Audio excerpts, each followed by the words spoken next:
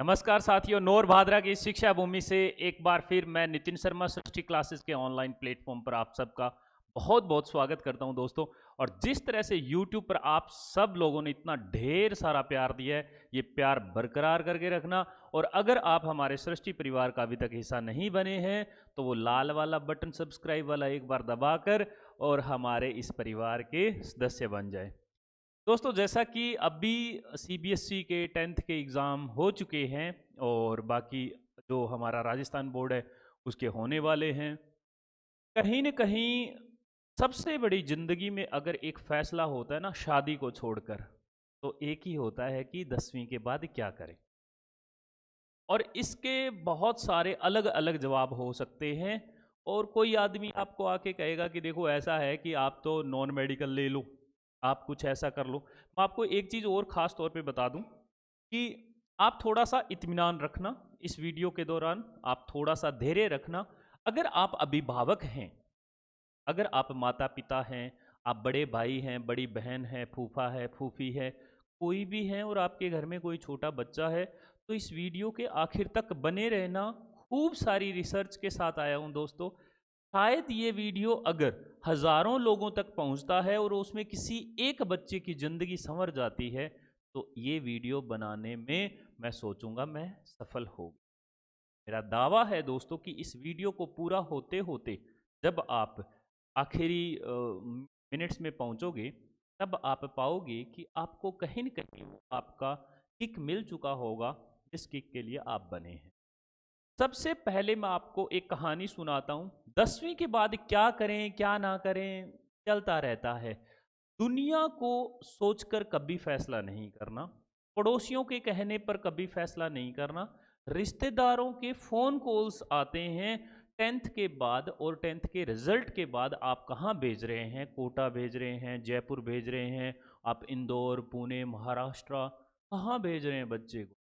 इन सब चीज़ों के अलावा दूर दराज आपको अपने मन की सुननी है, दुनिया वालों की नहीं सुन। मैंने ऐसा क्यों बोला, मैं आपको एक कहानी सुना। सुनो, हुआ क्या कि एक दादा, और दादा के साथ उनका कौन था, पोता।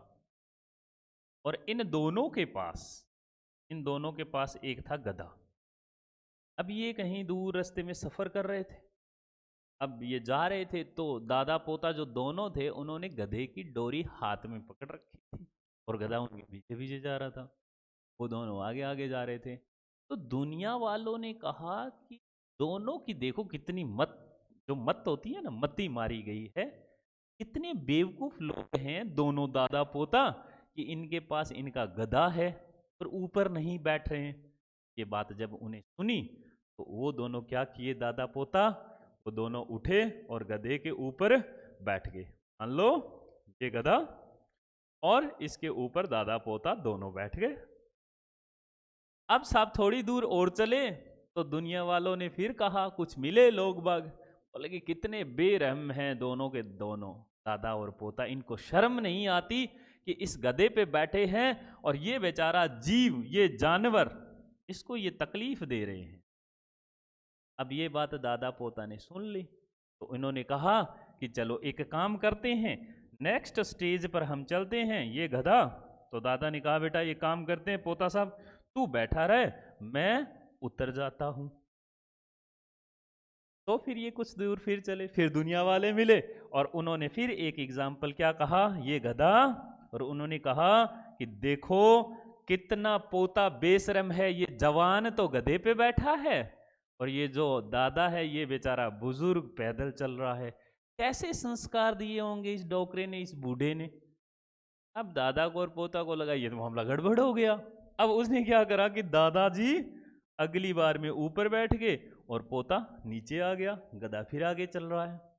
अब साहब थोड़ी दूर फिर आगे चले, वाले फिर मिले, उन्होंने फिर ताना दिया, देखो ये जो डोकरा है इसको शर्म नहीं आती, 60 साल की उम्र में खुद तो गधे पे बैठा है और ये बेचारा बच्चा जो है ये पैदल चल रहा है। अब साहब दोनों दादा पोता दोनों ने सोचा यार ये तो मामला गड़बड़ हो गया, हमने तो जैसा दुनिया वाले कहते गए हम तो वैसा करते गए।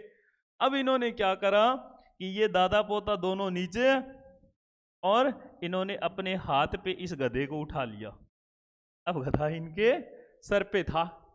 अब वो जा रहे हैं सब, दुनिया वाले फिर मिले और फिर उन्होंने क्या कहा, देखो कितने बेवकूफ लोग हैं, सब ये गधे को हाथों में उठाए जा रहे हैं। दोस्तों, आपकी जिंदगी जो है ना, वो लोगों के द्वारा नहीं तय होनी चाहिए। क्यों करें ये तय हम किसी के द्वारा? किसी ने हमारे बारे में फैसला करना है क्या? हमारी जिंदगी का फैसला उनके हाथ में देंगे? कभी नहीं देंगे। रिश्तेदारों को भूल जाना। अब हम हमारे टॉपिक की तरफ, मुद्दे की तरफ आते हैं और चलते हैं आगे कि हमें करना क्या है आखिरकार। देखो, अब ये बात है 10th क्लास की। 10th के बाद क्या करें?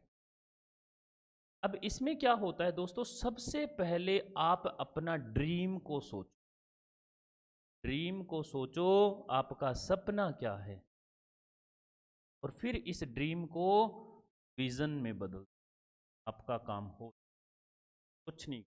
जैसे आप कहोगे साहब ड्रीम किस तरह का, मैं कहता हूं आप पायलट बनना चाहते हैं, मैं कहता हूं आप इंजीनियरिंग में जाकर इंजीनियर बनना चाहते हैं। बहुत सारे तरह के इंजीनियर होते हैं, है ना। जैसे मैकेनिकल का अलग होता है, इलेक्ट्रिक का अलग होता है, कंप्यूटर साइंस का, सॉफ्टवेयर इंजीनियर, हार्डवेयर इंजीनियर, बहुत सारे तरह के। आप एक डॉक्टर बनना चाहते हैं, आप एक्टर बनना चाहते हैं, आप इसके बाद अगर मैं बात करूं आप टीचर बनना चाहते हैं, है ना। और इसके बाद अगर हम बात करें तो आप आईएएस अधिकारी बनना चाहते हैं, आप आईपीएस अधिकारी बनना चाहते हैं, आप साहब मंत्री बनना चाहते हैं। मंत्री भी अपने आप में विजन सपना हो सकता, कुछ न कुछ आपके तो कहते हैं ना, जीवन में एक सपना तो होगा जहां पर आप पहुंचना चाहते हैं। तो जो आपका सपना है उस सपने के लिए जरूरी नहीं है कि आप किसी सब्जेक्ट के थ्रू जाओ। कुछ एक ऐसे हैं जरूरी, जैसे अगर आपका सपना है डॉक्टर बनने का, तो साहब होगा क्या कि आपको नीट क्लियर करना। नीट के लिए 2 साल 3 साल लग के तैयारी करनी पड़ती। तो ऐसा नहीं है कि लोग बाग 1 साल में नहीं करते, कर लेते हैं। जो ईमानदारी के साथ पूरा तसल्ली से स्टडी करते हैं, कुछ उनका लक काम करता है और हो जाता है ना। पर इसके लिए कहते हैं कि 2 साल का आपको फाउंडेशन का एक बहुत अच्छा बैच ज्वाइन करना होता है, जिसमें आप बहुत गहराई में चलते हैं। घर पे भी आप किताबें पढ़ सकते हैं, वो अलग बातें होती। तो इनमें से अगर आपका कोई ड्रीम है तो उसके बारे में हम सोच सकते हैं। अब देखो क्या होता है ना कि आफ्टर 10th की अगर मैं बात करूं तो सबसे पहले दोस्तों, अगर हम बात करें तो यहाँ पे 10th के बाद आपको सबसे पहले 4 तरह का स्ट्रीम मिलेगा, 4 तरह की आपकी लाइन मिलेगी। सबसे पहले हमारा प्यारा आर्ट्स ना, इसको ह्यूमैनिटीज भी कहते हैं कुछ लोग। अब उसमें हम कहते हैं, इसके बाद आती है अब साइंस। और साइंस में 2 हिस्से हैं। पहला कौन सा है कि सब नॉन मेडिकल है, और दूसरा है मेडिकल। मैं सिर्फ शॉर्ट फॉर्म लिख रहा हूँ, बाकी मैं बोल रहा हूँ आप लोग समझना। तीसरा आप कहोगे कौन सा है सर, तो मैं कह रहा हूँ कॉमर्स है, और चौथा कौन सा है, एग्रीकल्चर है। अब हम इस एग्रीकल्चर के बारे में भी डिस्कस कर लेंगे, कॉमर्स के बारे में भी कर लेंगे, आर्ट्स के बारे में भी कर लेंगे। ये नॉन मेडिकल और मेडिकल हैं, हम इनके बारे में भी चर्चा करेंगे कि 12वीं में अगर हम आर्ट्स लेते हैं तो हम किस रास्ते पे जाएंगे। मोस्टली लोगों का एक बड़ा सिंपल सा डायलॉग आता है कि आर्ट्स वो बच्चा लेता है जो पढ़ने में कमजोर हो। नहीं, ऐसा नहीं है। आर्ट्स को ऐसा बना दिया गया है क्योंकि नंबर ऑफ कॉलेजेस और नंबर ऑफ स्कूल जहाँ पे आर्ट्स की पढ़ने की अवेलेबिलिटी उतनी ज़्यादा होती है 11वीं 12वीं में। नॉन मेडिकल और मेडिकल में आपको उतना हाई लेवल का और इधर उधर से स्टाफ पकड़ना पड़ता है, साथ में लेबोरेटरी मेंटेन करनी पड़ती है, ये प्रयोगशालाएं होती हैं उनकी, केमिस्ट्री की सोच के देखो कितना पैसा लगता है उसमें। तो इसलिए हर स्कूल सबसे पहले अगर मान्यता लेके आता है तो वो क्या करता है, आर्ट्स की लेके आता है। और फिर बच्चे पढ़ने वाले, क्योंकि वो कहीं ना कहीं वो खुद भी आर्ट बैकग्राउंड से होता है, फिर वो लोग इस बात को हल्के में ले लेते हैं कि आर्ट्स ही तो है, पढ़ा देंगे। और आर्ट्स का क्या है, थ्योरीज होती है इसमें। इसमें सिर्फ कहानियों किस्सों के अलावा साहित्य है। तो वो लोग क्या करते हैं, वो बांच लेते हैं, आगे वो बच्चे बैठे होते हैं, उनको वो सुनाए देते हैं। उनको लगता है हमने बच्चों को 11वीं करा दी, मार मार डंडे या प्रेशर दे के बच्चे को 12वीं में उन्होंने 50-60% बना दिए। ये इसीलिए कहावत चल पड़ी कि साहब ये कमज़ोर बच्चे लेते हैं। नहीं, आर्ट्स बहुत प्यारा सब्जेक्ट। आर्ट्स किन बच्चों को लेना चाहिए, मैं आपको बताता हूँ। देखो, आर्ट्स में आप क्या पढ़ते हैं? आर्ट्स में आप साहित्य पढ़ते हैं। आंसर दिख रहा है ना? ठीक है, आप साहित्य पढ़ते हैं। आर्ट्स में मैं आपको बताता हूँ हिस्ट्री, है ना, इतिहास, बहुत सारे मैं सब्जेक्ट्स की बात करूंगा। इसके बाद दर्शन, है ना, मनोविज्ञान, ये बहुत सारे ऐसे सब्जेक्ट्स आएंगे जिनको पढ़ना है। अब वो बच्चे इसमें ले सकते हैं जिनको नॉवेल्स, अखबार पढ़ना, आज के बारे में उनको खूब सारी जानकारियां हासिल करना, साहित्य को पढ़ना, प्रेमचंद की कहानियां अच्छी लगती है, नीम की ईंट जैसी ये लेख अच्छे लगते हैं उन्हें, मतलब कहते हैं कि कविताएं अच्छी लगती है, इंग्लिश में हो चाहे हिंदी में हो कोई फ़र्क नहीं पड़ता। उन्हें हमारे मुग़ल सल्तनत के बारे में, जो मुग़लों ने जैसा किया, जो ब्रिटिश आए हमारे देश में उन्होंने जो जैसा किया, उन्हें इतिहास में मज़ा आए। उन्हें लगे कि गांधी जी की ऐसी कौन सी विचारधारा थी यार जिसकी वजह से एक लंगोटी में और बदन पे कोई कपड़ा नहीं, उस आदमी ने पूरे देश में अंग्रेजों को भगा दिया हमारे देश से और आज़ादी दिलवा दी। तो वो विचारधारा का खेल है, कहीं न कहीं विचारों का है, कहीं न कहीं ये दर्शन से जुड़ा हुआ मामला है, कहीं ये इतिहास से जुड़ा हुआ मामला है विचारधारा जो है, कहीं ये साइकोलॉजी से, मनोविज्ञान से जुड़ा हुआ मामला है। तो दोस्तों, आपको अगर ऐसा लगता है कि सरदार वल्लभ भाई पटेल ने कैसे वो पूरे प्रांतों को इकट्ठा करके आज हमारा अखंड भारत जो है उसको इकट्ठा कर दिया, तो आप आर्ट्स ले सकते। आर्ट्स के अलावा और भी ऐसे होते हैं ना कि साहब मुझे मैथ में भी इंटरेस्ट है, तो आप 11वीं 12वीं मैथ भी रख सकते हैं, हम सारा जिक्र करेंगे। पर मैं पहले आपको ये बता रहा हूँ कि आर्ट्स लेते हैं तो दूसरा, कि कल को जब भी आप एग्ज़ाम में बैठते हैं, अच्छे ओहदे के एग्ज़ाम जिन्हें कहते हैं आईएएस का, आप यूपीएससी, या आप अपने स्टेट में जैसे पीसीएस भी कहते हैं कुछ लोग, हमारे राजस्थान या यहाँ पे हम आरएएस बोलते हैं, है ना।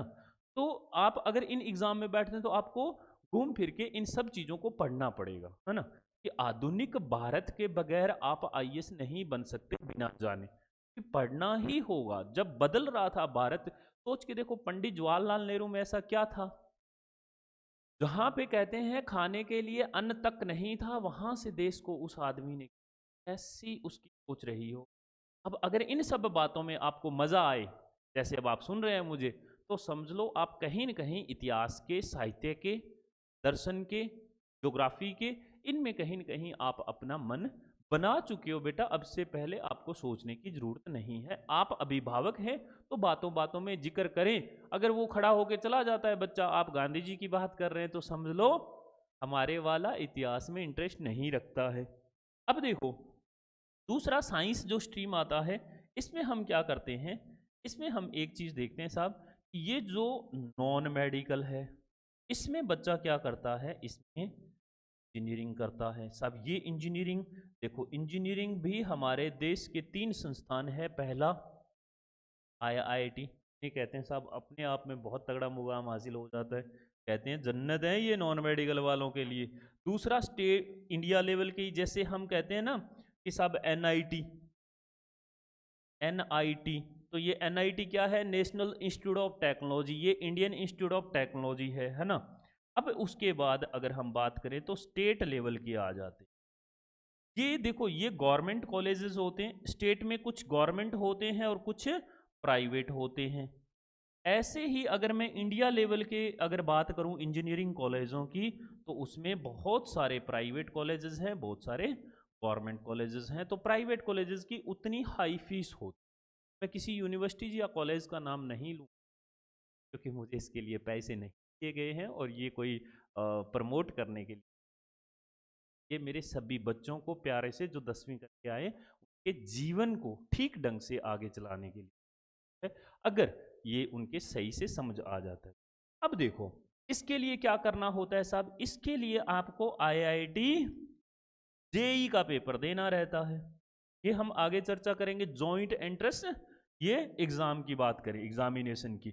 अच्छा, अब आप कहोगे सर ये मेडिकल, देखो मेडिकल में क्या रहता है, आप क्या बनते हैं, डॉक्टर बन सकते हैं, देखो यहाँ तक ये सिर्फ इंजीनियरिंग नहीं है, इसके अलावा नॉन मेडिकल में मैं आपको बहुत सारे ऑप्शंस आगे चल के बताऊंगा। पावर पॉइंट की अच्छी अच्छी स्लाइडें बनी हुई है, सब ठीक ढंग से। मैं सिर्फ बेसिक चीजें क्लियर कर रहा हूँ। सबसे पहले डॉक्टर बनते हैं तो आपको इसके लिए नीट का एग्जाम देना होता है ना।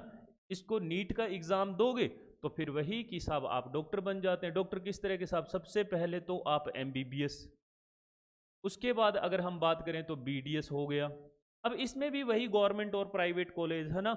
एक होता है कि आयुर्वेदा डॉक्टर होता है, एक बीएचएमएस होता है, होम्योपैथिक डॉक्टर होता है। तो हम इनमें फर्दर आगे चलेंगे। एक ये हुआ। कॉमर्स में क्या रहता है, कॉमर्स में मोस्टली जैसे ही नाम आता है लोग सीए की सोचते हैं, चार्टेड अकाउंटेंट। दूसरा सोचते हैं सीएस की, या फिर उसके बाद सोचते हैं बीकॉम की। इसके अलावा भी बहुत सारे ऑप्शंस होते हैं, जरूरी नहीं है कि यही तीन बने, है ना।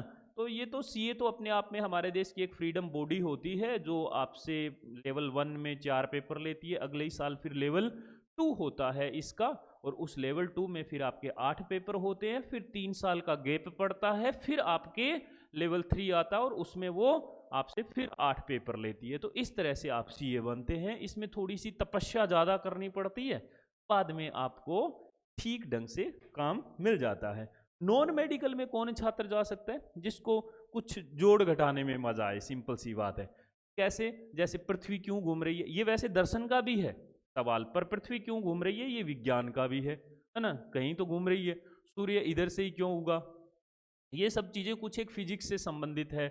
आपको किसी आपके घर में पड़े जितने भी हार्डवेयर, आपको उसमें पंगा करने की आदत पड़ी हो, आप कुछ ना कुछ लगे हुए हो, आपको इलेक्ट्रिसिटी के इंस्ट्रूमेंट में आपको बहुत इंटरेस्ट आ रहा है, या आपको कंप्यूटर में इंटरेस्ट आ रहा है, पर आपको ये तय है कि आपको करना भविष्य में जाके कंप्यूटर में ही कुछ है, और आप बहुत अच्छे संस्थान से करना चाह रहे हैं, तो फिर आपको लग के 2-3 साल मेहनत करनी होगी। आप आईआईटी निकालो, कंप्यूटर साइंस से करो, निकल लो, है ना।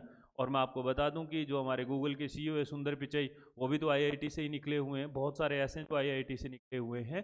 तो सबसे अच्छी बात यह है कि आपको अगर मशीनरी से प्यार है तो आप नॉन मेडिकल ले सकते हैं। अब आते हैं मेडिकल वाले कौन से होते हैं। आपने जो 10वीं क्लास में बॉडी सिस्टम पढ़े, आपने जो 10वीं क्लास में बॉडी की स्ट्रक्चर पढ़ी कि ये आंखें कैसे देख पाती है, दूर का नज़दीक का, हमारा खाना कैसे पचता है, कैसे खाते हैं, ये उंगलियां क्या होती है, बॉडी के बारे में आपको जानने में बहुत इंटरेस्ट है, कैसे हार्मोन बनते हैं, कैसे हम खुश हो जाते हैं, कैसे ही उन्हीं पलों में हम दुखी हो जाते हैं, कैसे कोई इंसान अवसाद में चला जाता है, डिप्रेशन में। अगर आपने हमारा ये वीडियो नहीं देखा तो आई बटन पे क्लिक कर देना, वहाँ पे आपको डिप्रेशन के बारे में खूब सारी जानकारी नितिन बता रहे होंगे, और आप उसे साझा कर देना। तो इन सब बातों में अगर आपको इंटरेस्ट आता है तो आप कौन से सब्जेक्ट में जा सकते हैं, आप मेडिकल सब्जेक्ट में जा सकते हैं। तो और अगर आपने अभी तक भी हमारा चैनल सब्सक्राइब नहीं किया है तो कर दो, और इसे कम से कम 10 ग्रुपों में भेजो। फिर बाबा बागेश्वर धाम की और देवी की कृपा बरसेगी आप पे। चलो अब हम बात करते हैं एग्रीकल्चर की। देखो एग्रीकल्चर के बाद बोले कि साहब किसान थोड़े ना बनना है हमें, नहीं। मैं आपको बताता हूँ बीएससी करनी रहती है। एक होता है स्टेट लेवल का जॉइंट एंट्रेंस टेस्ट, इसको आप जब देते हैं पेपर तो आप बीएससी करने के लिए निकल जाते हैं। ठीक है, पहली बात। दूसरा एक इसमें एग्जाम होता है ICAR, Indian council of agriculture research. पूरे भारत में अलग अलग भारत सरकार के द्वारा गवर्नमेंट कॉलेज हैं जो कृषि के अनुसंधान केंद्र भी है, और वहाँ पे बीएससी एमएससी तक होती है, पीएचडी तक होती है। तो वो बच्चे आईसीआर का एग्जाम क्रैक करते हैं, वो बहुत एक कम फीस के अंदर वहाँ पे वो पहुँच जाते हैं, वो अपना बीएससी पूरा कर लेते हैं। इसमें भी अलग अलग सिस्टम। अच्छा, ये आपको, मुझे पूरी उम्मीद है कि यहाँ तक ठीक ढंग से समझ आया। अब हम बात करें, आगे बढ़ते हैं। अच्छा, आप ये कहोगे सर कि एक एक बात बताओ, ये जो आईसीआर का एग्ज़ाम था, आईसीआर का एग्ज़ाम था, तो क्या मेडिकल वाले, क्या नॉन मेडिकल वाले नहीं दे सकते? बिल्कुल दे सकते हैं बेटा। इनको क्या होता है, अगर नॉन मेडिकल वाला दे रहा है तो वो एग्रीकल्चर इंजीनियरिंग में चला जाएगा। इसमें चला जाएगा एग्रीकल्चर इंजीनियरिंग में। और अगर मेडिकल वाला दे रहा है तो वो बीएससी कर लेगा। हाँ, आप कहोगे फिर मास्टर जी हम एग्रीकल्चर वाले, बिल्कुल आप भी एग्जाम दोगे, उसके बाद अगर आपका होता है इसमें सिलेक्शन तो आप भी करो। अब बीएससी किस में होती है, हॉर्टिकल्चर में हो सकती है, हो सकता है तीनों में ही हो जाए, हो सकता है ऑनर में जाओ आप। इसके बाद आप एनिमल हस्बेंड्री में जा सकते हो। इसके बाद एक मत्स्य पालन होता है ना, जिसमें मछलियां पाली जाती है, उसमें भी आप सुपर स्पेशलिटी में घुस सकते हो। अलग अलग डिपार्टमेंट बने हुए हैं एग्रीकल्चर के भी खूब सारे। अच्छा, अब हम चलते हैं हमारे स्लाइड्स पे। आर्ट पे बात करते हैं, करियर अपॉर्चुनिटीज क्या क्या हो सकते हैं। देखो दोस्तों, मैं इन सब चीज़ों पे आपको बोलकर आपका टाइम बर्बाद नहीं करने वाला, आप स्क्रीनशॉट लेके रख लेना। पर मैं मोटा माटी बता दूं कि आप आर्ट्स के अगर स्टूडेंट है तो बीबीए कर सकते हैं, यानी कि आप बिजनेस एडमिनिस्ट्रेशन में जा सकते हैं, आप मैनेजमेंट स्टडीज में जा सकते हैं, फाइन आर्ट में जा सकते हैं। टिक टिक टिक टिक करके नितिन शर्मा का आपने फोटो बना दिया, टिक टिक टिक करके पेंसिल की आपने कुछ और बना दिया, इसको फाइन आर्ट कहते हैं। इसके साथ आप चित्रकारिता करते हैं इसमें, है ना, अलग अलग आर्ट्स, इसी को फाइन आर्ट कहते हैं। आप इसके बाद बैचलर इवेंट, है ना, एलएलबी में जा सकते हैं, आप वकालत कर सकते हैं, इसके लिए क्लैट का एग्जाम देना होता है। मेरा फेवरेट जो टॉपिक है वो ये है, जर्नलिज्म एंड मास कम्युनिकेशन। अच्छा, मैं आपको मेरा थोड़ा सा बताता हूँ। जब मैं 11वीं क्लास में था तो मैं उस इंसान को आज भी ढूंढ रहा हूँ जिसने मुझे ये कहा था नॉन मेडिकल ले लियो भाई, बहुत अपॉर्चुनिटीज़ है। और धक्के से मुझे ऐसा लगा कि भाई नॉन मेडिकल लेने के बाद तो आह क्या जीवन है। पर मैं जब जा रहा था, मेरे पास में ये एक टाउन था, वहाँ पे 11वीं में पढ़ने के लिए नॉन मेडिकल के लिए जाना होता था।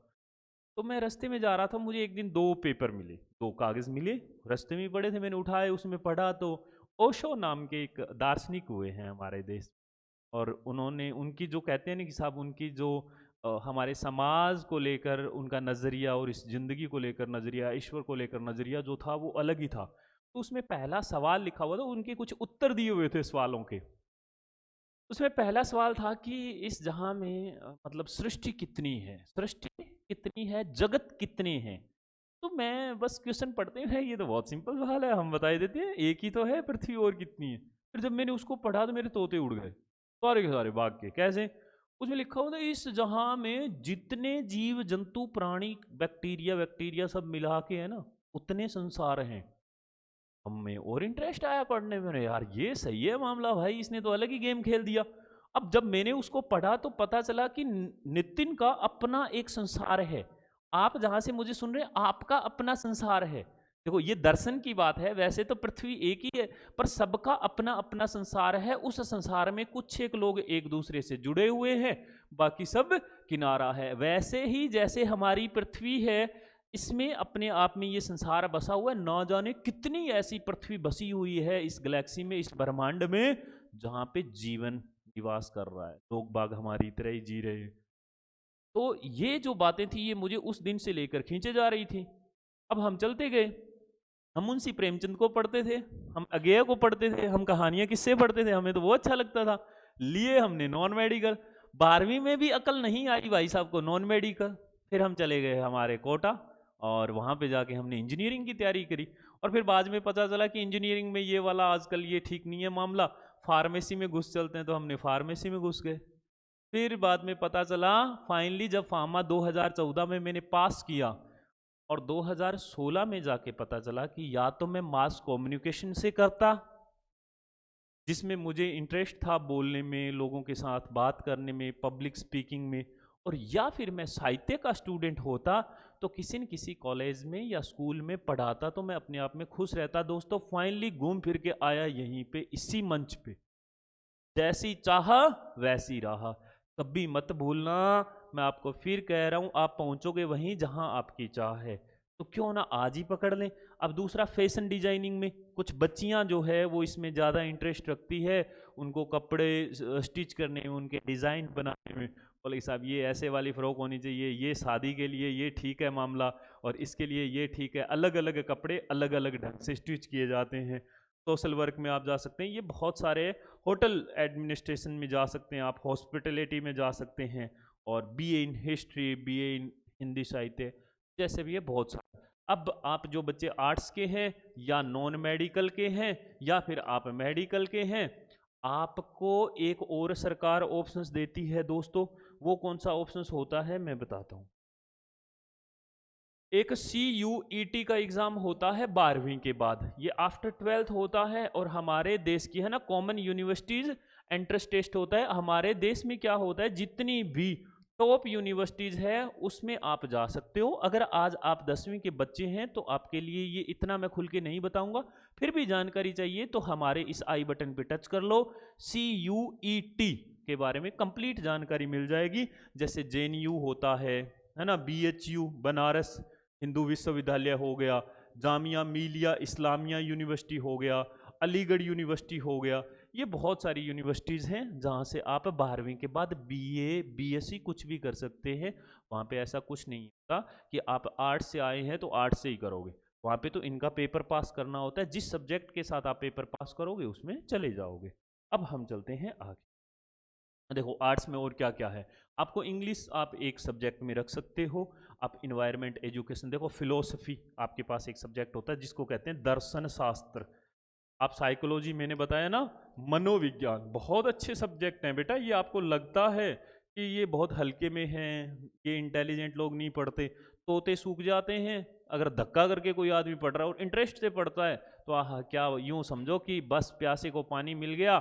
वैसे ही मनोविज्ञान में इंटरेस्ट रखने वाले बच्चे को अगर ये मिल जाए सब्जेक्ट तो क्या बात है। सोशियोलॉजी हो गया, इसमें आप बहुत सारे थिंकर पढ़ते हैं, चिंतक पढ़ोगे आपके हमारे जो समाज की व्यवस्था पहले कैसे होती थी अब कैसे है, धीरे धीरे सब कुछ बदलाव कैसे आया, और आज हम जो सभ्य लोग हैं वो कैसे सभ्य बने, कैसे नियम, कैसे कानून, कैसे कायदे बने, इन सब की जिक्र धीरे धीरे किए गए। कैसे गरीब आदमी को ऊपर लाने की कोशिशें की गई है, कैसे ये औद्योगिक क्रांति आई, कैसे सब कुछ बदल गया। ये सब चीज़ें इकोनॉमिक्स में आप अर्थशास्त्र की बात करते हैं, पैसे की बात करते हैं, देश कैसे चल रहा है, कितना पैसा है, कहाँ से आता है, हर आम जन के पास कितना होना चाहिए। हिस्ट्री आप जानते हैं बेटा, इतिहास, जियोग्राफी, पॉल साइंस, मैथमेटिक्स। आप अगर 12वीं आर्ट्स के साथ मैथमेटिक्स रखना चाहते हैं 11वीं 12वीं में तो बिल्कुल आप रख सकते हैं। आप मैथ के साथ हिस्ट्री, जियोग्राफी जैसे हिंदी साहित्य जैसे सब्जेक्ट रख भी सकते हैं बेटा, ऐसा कुछ नहीं। ठीक है, आगे चलते हैं। अब आती है बात कॉमर्स की।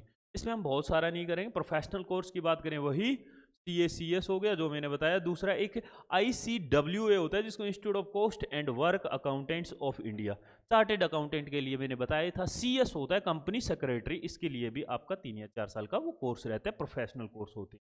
BCom कर सकते हो बेटा।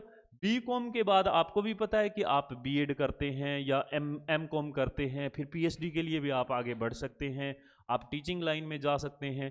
ऐसा नहीं है जिस बच्चे के पास 12वीं में बैंक हो या ये कॉमर्स हो वही बच्चा आगे बैंक में जाके नौकरी लगता है।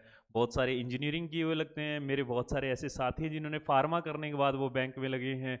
बहुत सारे फूड और डेयरी टेक्नोलॉजी जैसी ब्रांच से इंजीनियरिंग करने के बाद वो आज बैंक में लगे हुए हैं। तो ये हार्ड एंड फास्ट रूल नहीं है। अगर आप 10th में हैं तो वो बाद की बातें हैं जिस दिन हमें गवर्नमेंट सर्विस के लिए। अभी तो आपको अपने विजन को तलाशना है, अपनी किक, अपने अंदर के उस इंसान का इंटरेस्ट पता करना है जो आपके अंदर बैठा है। उसे आपको पूरी जिंदगी भर के लिए एक एक कहते हैं ना मंजिल देनी है, से उस काम में लगा देना है 10वीं के बाद की बस वो लगा रहे और खुशी खुशी लगा रहे, बुढ़ापे तक उसे कभी ये ना लगे यार ये क्या मैं बोझ उठाए घूम रहा, है ना। इसीलिए तो डिप्रेशन में सुसाइड कर जाते हैं बच्चे, क्योंकि वो पीछे से चाहते कुछ और है, धक्का उनके साथ किया जा रहा है। अभी मुझसे 2 दिन पहले एक बच्चा मिलने आया, वो कह रहा था सर मुझे 12वीं में मेडिकल नहीं रखनी है, मेरे पापा मुझे सुबह से शाम तक, 11वीं में वो बच्चा, सुबह से शाम तक लाइब्रेरी में स्कूल में बिठाए रखते हैं, मुझे मेरा मन नहीं लगता है, मेरा साहित्य में मन लगता है। और उसके पापा ने अपने जीवन में डॉक्टर बनने का सपना था, वो मार मार डंडा उससे क्या करवा रहे हैं, बेटा उसको डॉक्टर बनाना चाह रहे हैं। अच्छा एक बात बताओ, अगर वो डॉक्टर बन भी गया, मान लो बहुत मेहनत करेगा वो बच्चा, डॉक्टर बन भी गया तो वो क्या कभी खुश रह पाएगा? कभी नहीं रह पाएगा, याद रखना।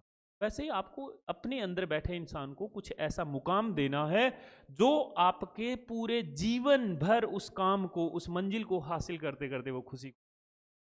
मे भी ये मेरा वीडियो लंबा हो सकता है, पर आप इस वीडियो को बने रहोगे तो जिंदगी में अगर अपने लिए 1 घंटे का भी, आधे घंटे का भी अगर आप वक्त नहीं निकालोगे तो भाई साहब फिर तो आपके पास वक्त है ही नहीं कभी जीवन में। जब 10 साल बाद में आप वापिस मुकेश नितिन शर्मा का वीडियो देख रहे होगे ना, तब समझ में आएगा कि यार ये क्या है, तब समझ में आएगा कि ये है मामला पूरा सच में। अच्छा दूसरा देखो, बैंकिंग इंश्योरेंस में जा सकते हो आप। BF bachelor accounting and finance में जा सकते हो, मैनेजमेंट में जा सकते हो। देखो BBA आर्ट वाला भी करता है, ये भी करता है, नॉन मेडिकल वाला भी कर सकता है, मेडिकल वाला भी कर सकता है, ये आजकल आम हो गई है। एक होता है BCA, यहाँ गया ना, हाँ यहाँ पे लिखा हुआ है बैचलर ऑफ कंप्यूटर एप्लीकेशन, और उसके बाद आप इकोनॉमिक्स से भी कर सकते हैं, है ना। इसके लिए आपको 12वीं में इकोनॉमिक्स रखना जरूरी होता है। अब देखो इसमें कुछ कंपलसरी सब्जेक्ट है, जैसे ये आप बुक कीपिंग और अकाउंटेंसी होना चाहिए, इकोनॉमिक्स होना चाहिए। ये आप जब इस मन बना लोगे अकाउंटेंसी में जाने का, जब आप स्कूल में जाओगे तो उसमें आपको और बेहतर ढंग से बताया जाएगा कि ये होता है। बेटा 2-2 दिन की डेमो क्लास लेने से कोई मतलब नहीं होता। कुछ स्कूल वाले ऐसा कहते हैं आप 2 दिन नॉन मेडिकल लगाओ, 2 दिन मेडिकल लगाओ, 2 दिन वहाँ लगाओ। अरे वो जो मास्टर होते हैं ना वहाँ पे पढ़ाने वाले, हो सकता है वो आपका इंटरेस्ट 3 दिन के लिए पैदा कर दे, ताउम्र के लिए पैदा नहीं कर सकते। वो तो सिर्फ आप अपने अंदर ढूंढ सकते हो बेटा, या आप अभिभावक हैं तो आप ढूंढ सकते हो। ये डेमो वाला खेल मत करना, मैं पहले कह रहा हूं, अपने अंदर का इंसान तलाशो, उसे जीवन में क्या चाहिए। आगे चलते हैं। फिर भी अगर आप कहीं न कहीं कंफ्यूज होते हैं तो नीचे दिए गए नंबर पे आप कॉल कर सकते हैं, कह सकते हैं नितिन सर से बात करवा दो, बेटा हम आपकी सेवा में बिल्कुल हाजिर है, कोई दिक्कत नहीं है। ठीक है, ये सृष्टि क्लासेस नौहर आपके लिए हमेशा आपके साथ खड़ा रहेगा, हमेशा आगे आपको बढ़ाने में कदम से कदम मिलाएगा। वैसे ही आपको कदम बढ़ाने हमारे साथ सब्सक्राइब वाला और शेयर वाला बटन दबाते चलिएगा। अच्छा आगे चलते हैं। अब आती है बात साइंस की। बिल्कुल मास्टर जी, एक होता है पीसीएम, एक होता है पीसीबी। देखो पीसीएम में आप इंजीनियरिंग कर सकते हैं, ये आर्किटेक्चर भी एक पार्ट होता है इंजीनियरिंग का। एथिकल हैकिंग मैंने आपको बताया था, इसके लिए आपको जेईई का एग्जाम देना होता है, और इसमें आपको किसका देना होता है, नीट का एग्जाम देना होता है। इस तरह से मैंने शुरू में ही कह दिया। अगर डिफेंस में आप जाना चाहते हो, जैसे एनडीए का जो होता है ना पेपर होता है, नेशनल डिफेंस एकेडमी, है ना, तो इसके अंदर आप क्या करते हैं कि 4 साल आपको सरकार ही डिफेंस में पढ़ाई करवाती है किसी सुपर स्पेशलिटी में। वो आर्मी के अंदर की बातें होती है, आपको किस डिपार्टमेंट में भेजा जाता है। अब इसमें भी 3 तरह की बातें निकल के आती है, एक होता है एयरफोर्स, एक होता है नेवी, और इसके बाद आता है हमारा जो थल सेना जिसको कहते हैं ना आर्मी। तो इसमें आप क्या करते हैं, सीधे डायरेक्ट कैप्टन की पोस्ट जाते हैं। 16-17 साल का लड़का तब वो लग जाता है, एनडीए के थ्रू जाता है। 20 साल की उम्र में उसके कंधे पे एक अशोक स्तंभ लगा हुआ है, और सब बिल्कुल उसके अंडर में 10-15 हज़ार आर्मी मैन उनके सामने खड़े होते हैं, और जो जो उससे मिलते हैं इस्लाम ठोक रहे हो, ऐसा रुतबा होगा उस लड़के का। बिल्कुल अभी अभी तो मूछें भी नहीं आई पूरी 20 साल की उम्र में। ऐसा करने के लिए आपको एनडीए का एग्जाम देना होगा। नॉन मेडिकल आपके पास होना जरूरी है, ऐसा नहीं है एयरफोर्स में जाने, मैं एनडीए की बात कर रहा हूं। अच्छा उसके बाद हम कह सकते हैं बीएससी कर सकते हो, बीएस से ये सीएस का कंप्यूटर साइंस हो गया, आईटी हो गया, एविएशन हो गया, मर्चेंट नेवी, फॉरेंसिक साइंस, इन सब में आप बच्चे जा सकते हैं। ये हुआ। इधर आप देखो तो एमबीबीएस बैचलर ऑफ मेडिसिन है ना, बैचलर ऑफ सर्जरी, बीडीएस में जा सकते हो, दांतों वाले डॉक्टर बन सकते हो। वैसे तो आजकल ना गली मोहल्ले में दांतों वाले डॉक्टर खूब बैठे हैं, कि वो कुछ ना कुछ अपने हाथ में रखते हैं जुगाड़, है ना, और फिर कहते हैं आओ जाड़ ठीक करते हैं, निकालनी हो निकाल देते हैं, बहुत सारा ऐसा काम चलता है। अच्छा वैसे ये ठीक नहीं है, आप ऐसे डॉक्टरों के पास मत जाना। बीएमएस है ना आयुर्वेदिक के बारे में बताया, बीयूएमएस मैंने कहा ना यूनानी, और इसके बाद एक होता है सिद्धा। ये हमारे जो आपने आयुष योजना सुनी होगी है ना, आयुर्वेदी यूनानी, है ना, आयुष में यही था। तो इसमें है एक आयुर्वेदा, होम्योपैथी, ये सब चीज़ें, सिद्धा भी होता है, ये भारत सरकार के द्वारा योजना चलाई गई थी। 4-5 तरह के हमारे जो पूर्वजों के द्वारा जो मेडिसिन आ रही है एलोपैथी को छोड़ के, वो सब इसमें थी। तो आप इनमें किसी में कोई एक डॉक्टर कर सकते हैं। अच्छा अब ये हमारा ये टॉपिक पूरा हो चुका है। अब आपको बिल्कुल दुरुस्त ढंग से सारी चीज़ें समझ आई होगी। अब मैं इसके बाद एक और लास्ट में बच्चे बात बताता हूँ आपको, कि जीवन में एक चीज़ हमेशा याद रखना। क्या तो साहब आप बताओ हमें, जीवन में सारे फैसले हमारे सही हो, बेटा ये जरूरी नहीं। जीवन में सारे फैसले हमारे सही हो ये जरूरी नहीं, और सारे फैसले गलत हो ये भी जरूरी नहीं। आपको बताता हूँ, एक फैसला आपने किया, कभी जिंदगी में अफसोस नहीं करना चाहिए। एक फैसले का परसेंटेज सेट होता है, उसका कुछ एक हिस्सा तो होता है सही, और उसका कुछ एक हिस्सा होता है गलत। अब आप कहोगे कैसे मास्टर जी? देखो, आज आपने जो फैसला लिया है उसका हो सकता है 80% आपका फैसला सही हो और 20% गलत हो। होते हैं ऐसे बहुत सारे। जैसे आपने नॉन मेडिकल ले लिया, मान लो, या आपने आर्ट्स ले लिया। आपने आर्ट्स ये सोच के लिया है कि मुझे हिस्ट्री, ज्योग्राफी और इन सब चीज़ों में इंटरेस्ट है और आगे चल के मैं आईएएस की तैयारी करूंगा, आरएएस की तैयारी करूंगा। पर जरूरी नहीं है बेटा कि आप आईएएस बन ही जाओगे। तो ये फैसला आपका क्या हुआ? आज हो सकता है आपने लगा कि आपको 80% सही लग रहा है, और 80% सही इसीलिए लग रहा है क्योंकि आपको इतना इंटरेस्ट था कि 12वीं में आपने 90% नंबर बना लिए। तो आपको लग रहा है साहब मेरा फैसला बिल्कुल ठीक है। वक्त बीता और चलो मान लो कि बीए में जाके आपको वो पढ़ाई ना समझ आई हो जो आपको आनी चाहिए, और आप 55 में रह गए। अब आप थोड़ा सा मन उदास कर बैठोगे और फिर आप लगोगे आईएएस की तैयारी। हो सकता है आपका पहले अटेम्प्ट में, फर्स्ट अटेम्प्ट में आप आईएएस बन जाओ, आप आईपीएस बन जाओ। हो सकता है लोगों ने 10-10 अटेम्प्ट दिए, 4-4, 6-6 अटेम्प्ट दिए, जिनके पास जितने अटेम्प्ट होते नहीं लग पाते। फिर क्या वो जीवन जीना छोड़ देते हैं? नहीं छोड़ते हैं। आप उन सब बच्चों के लिए मार्गदर्शक बन जाते हैं कि असफलताओं से सफलताएं पाई जाती है। आप एक अध्यापक बन जाते हैं, एडमायर बन जाते हैं। ऑनलाइन प्लेटफॉर्म का जमाना है, आप एजुकेटर बन जाते हैं। बस यही है दोस्तों। आप जो भी फैसला ले, उस फैसले में आप एक चीज याद रखना कि उसमें विश्वास पूरा रखना। और वो गधे वाली जो मैंने कहानी सुनाई थी ना, दादा दादी वाली, वो याद रखना, हमें दुनिया की नहीं सुननी है। हमेशा मैं विकास दिव्य कीर्ति सर को मैं बहुत मानता हूं। आप अगर नहीं जानते उनके बारे में तो आप दृष्टि द विजन नाम का एक आईएएस का बहुत बड़ा संस्थान है, उसके फाउंडर हैं। और दिव्य कीर्ति जो सर है वो इस बारे में कहते हैं कि साहब देखो, जीवन में कभी कुछ ऐसा वैसा नहीं सोचना चाहिए। उनका एक प्रसिद्ध डायलॉग है और वो हमेशा इस डायलॉग को दोहराते रहते हैं, और वो कहते हैं कि क्यों डरें कि ज़िंदगी में क्या होगा, क्यों डरें कि ज़िंदगी में क्या होगा, कुछ नहीं होगा तो तजुर्बा होगा। बस सिंपल है, बढ़ते जाओ आगे। और खूब सारी ढेरों शुभकामनाएं। आप जो भी सब्जेक्ट और जो भी स्ट्रीम लोगे आप उसमें सक्सेस जरूर होगे। ये सृष्टि क्लासेस हर परिवार का आपके साथ है। खूब सारा आशीर्वाद, खूब सारी शुभकामनाएं, खूब सारी दुआएं। बहुत बहुत शुक्रिया आपका।